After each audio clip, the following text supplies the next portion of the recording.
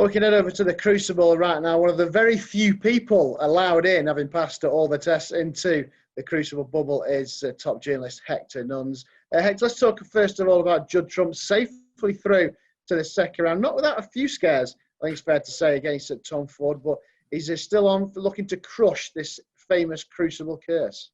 Yeah, hello, Matt. Yeah, good to speak to you. Yeah, it was, as you say, not without a couple of wobbles last night. Played first out yesterday morning on the Friday morning, and then first man through on the Friday night on the first day. He wasn't at his best. Despite that, managed to knock in a couple of great centuries to become only the second player ever to make 100 centuries in a single season. I think Neil Robertson was the only other person to do that back about 6 years ago.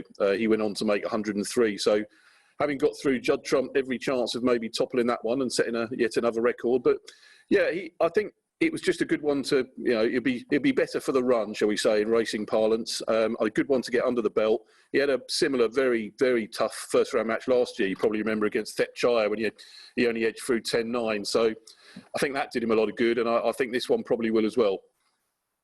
Yeah, I was going to talk about that last year. Obviously, he did just ease through against Thepchire, and he mentioned that in his post-match press conference as well. He just eased through, but after that, he said it's like you say, he come on for the run. It's like he needed that first game because he said when I come back second time, it's more relaxed, it's different, and he proved that last year because he basically coasted to the title, didn't he? After that first round scare.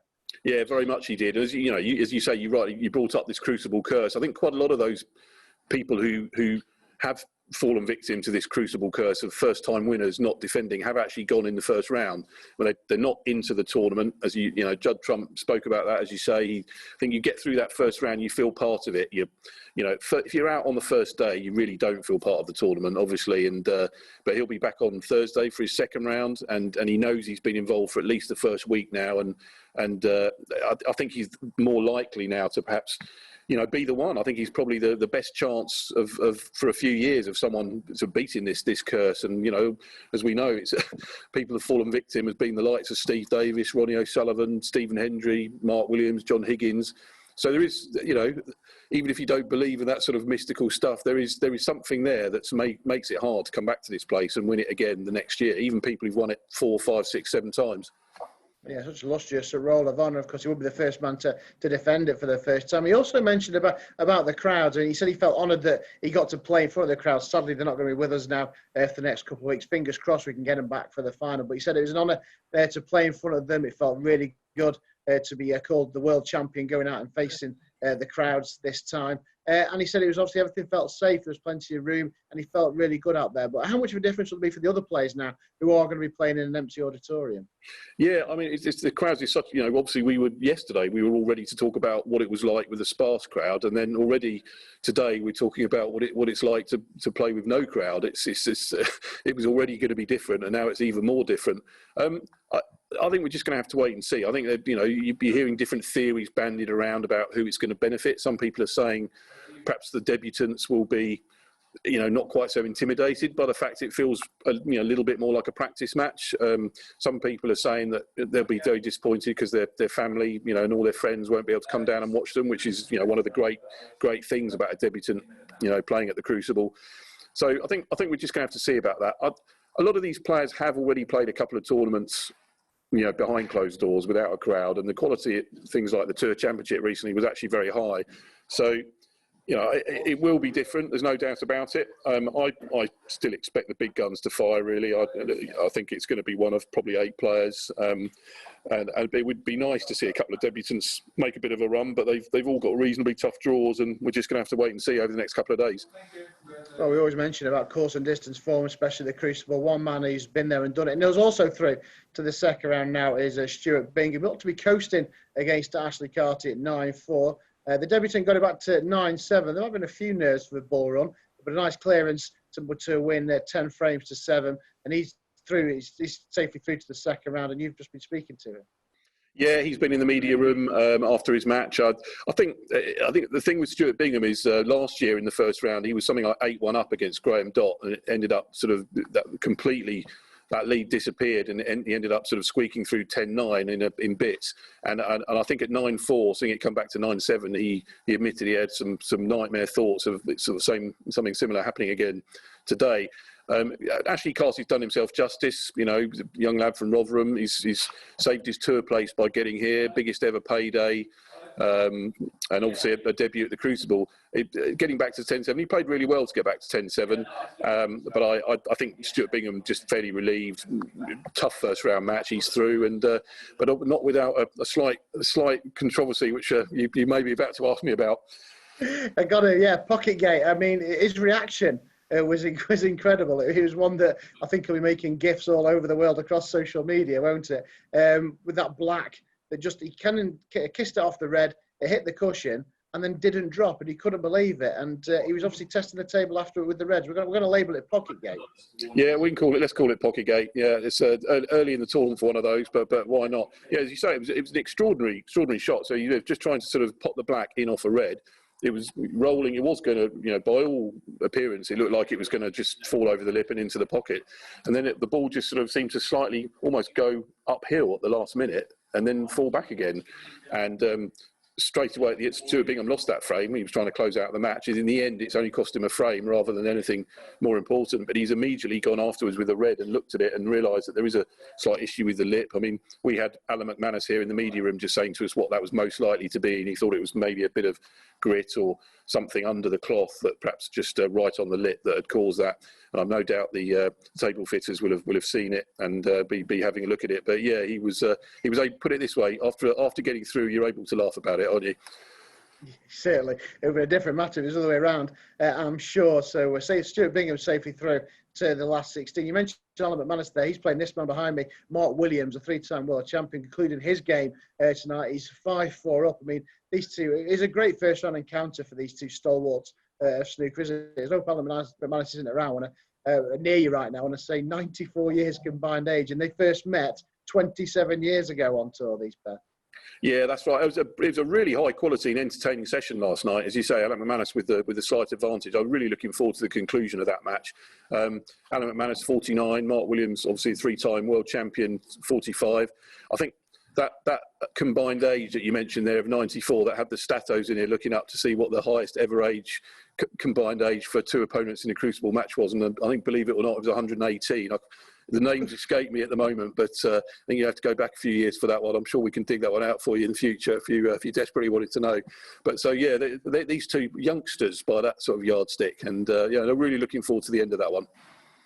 Yeah, that should be great. That continues on at match 5-4 up this evening. That's a 7 o'clock start. I'm just going to fast forward to tomorrow. I mean, it's all how we plan these things, Hector. We've talked about Judd Trump. We've talked about Mark Williams. It's this man in the middle, Neil Robertson, who gets his campaign underway on Sunday morning. Yeah, of course.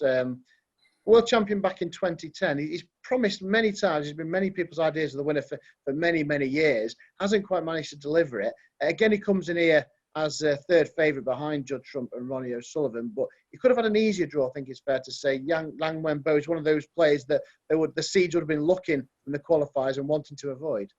Yeah, we've just seen Liang Wenbo actually. The next door room, the green room at the Crucible Theatre, sort of doubles as the media lunch area, but quite a few of the players were in there either coming back from having their COVID tests, the players who are playing tomorrow or just about to go and have them. Liang Wenbo, I think, was just about to go and have his. And, you know, they seem very calm about it, but at the end of the day, they get the results on the morning of their match, and if they were to test positive, then they'd be going home and not playing. So there's that in the background that people sort of don't remember. But on Neil Robertson, I would agree with you. I think one world championship for Neil Robertson is a bit light. He's a fantastic player. He's been a contender in all the big tournaments for a decade, really, and I think he privately feels that he really ought to have won one more at least, and he'd be desperate to do that before the end of his career. He's had a great. His season's been slightly overshadowed because Judd Trump's campaign has been so record-breaking and spectacular. Neil Robertson has also enjoyed a very, very good season, and I would certainly say that he'd be in most people's notebooks as probably, you know, one of the top 3 or 4 contenders to win it this year. I mean, the bottom half of that draw, it's a world championship, of course. It's going to be a difficult passage to the final. But in that half of the draw, I mean, he's got Yang Wenbo, first round, potentially Barry Hawkins in the second round. What a great Crucible record. He's got to 5-time semi-finals in the last 7 years, got to the single table setup. It's Ronnie O'Sullivan down there as well. I mean, that bottom half of the draw is just so difficult trying to plot a path to the final. It's absolutely brutal, as you say. That bottom half of the draws, as well as the people you've mentioned. Your Ronnie Selby, I think Sean Murphy's in that half. Mark Williams is in that half. Stuart Bingham as well. You know, the former world champions, strong contenders. I mean, as you say, it's a world championship, so you expect quality everywhere. Judd Trump's in the top half. You've got your likes of your sort of John Higgins, Mark Allen, Stephen Maguire, of course, in great form with that Tour Championship win. But on balance, you'd have to say that the bottom half looks stronger with more proven big event winners. Certainly will be. And you mentioned Ronnie O'Sullivan in the half as well. He takes on Tepchai or no. I mean, this is going to be like the shootout, isn't it? They play early in January. It's just going to be very rapid. It's averaging about 14 seconds per shot, Tepchai or no. He pushed Judd Trump all the way, as I mentioned, in the first round last year. And I know Rob Walker was very excited when the draw was made here at Betfred HQ on Wednesday, because this was the game that he said he's really looking forward to. He labelled it as blink and you'll miss it. I think everybody's looking forward to it who's a snooker fan. It will be. They are officially. If you look at the World Snooker started publishing average shot times a couple of years ago, I think more to name and shame some of the slow ones down at the bottom of the list who are over 30 seconds per shot. But these two are the top two. You know, average shot times. Ronnie O'Sullivan is officially the fastest player in the world. Tepchai Anu is officially the second fastest player in the world. So it's going to be a wonderful shootout. It'll be great to watch.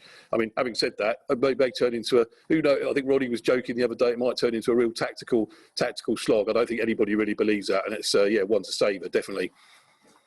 Just a final word, Hector, before we let you go. Thanks for joining us this afternoon. Just talking about the COVID and the coronavirus. Like you said, you mentioned Yang Wenbo having his test. How are the players taking it all in? Obviously, it's not the usual event. You're all in a bubble. How are the players coping and reacting? It's just great to have a World Championship on, I guess. Yeah, it is different, as you say. I mean, there's a vastly reduced media contingent, and across the board, I think it's been slashed right back to the absolute sort of bare minimum of people inside the building. It's different for the players. They've got their tests, bubble here. It's not a total bubble in the hotel. They have been able to choose their own hotels, which I think they sort of asked for. So that a little bit of responsibility is left up to them, not to sort of be out in public places and signing too many autographs. I think Barry Hearn has demanded that from the players because he's, the World Snooker Tour put so much effort in the sponsors and the Sheffield Council and the theatre itself, so much effort into getting this thing on that you don't want it undermined by anyone sort of any of us in the building taking chances. And then obviously the crowd side of it, it's one of those things. I think Barry Hearn was very pragmatic and philosophical about it yesterday. We'd all want a crowd in, and we all hope they might be back for the final. Let's pray that happens. And just last word, obviously, Anthony Hamilton withdrawing from the competition. He was kind of citing the crowds at one point. Obviously, there will be no crowds, but there would have been for his first game because he would have started, of course, on Wednesday. There's two things. Obviously, how do you feel? What's the consensus been around there about him withdrawal? And also Karen Wilson. I mean, how easy is it going to be for him? Yes, he's got to bye through to the second round, but he won't have that competitive edge of the Crucible this year going into that game. Could that be a disadvantage?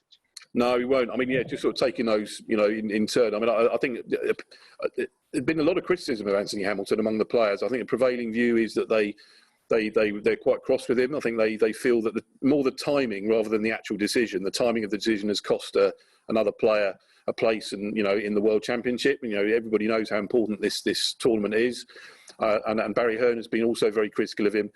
It seems a bit harsh, perhaps, a bloke who's an asthmatic and has been almost sort of shielding for 4 months, genuine concerns about his health.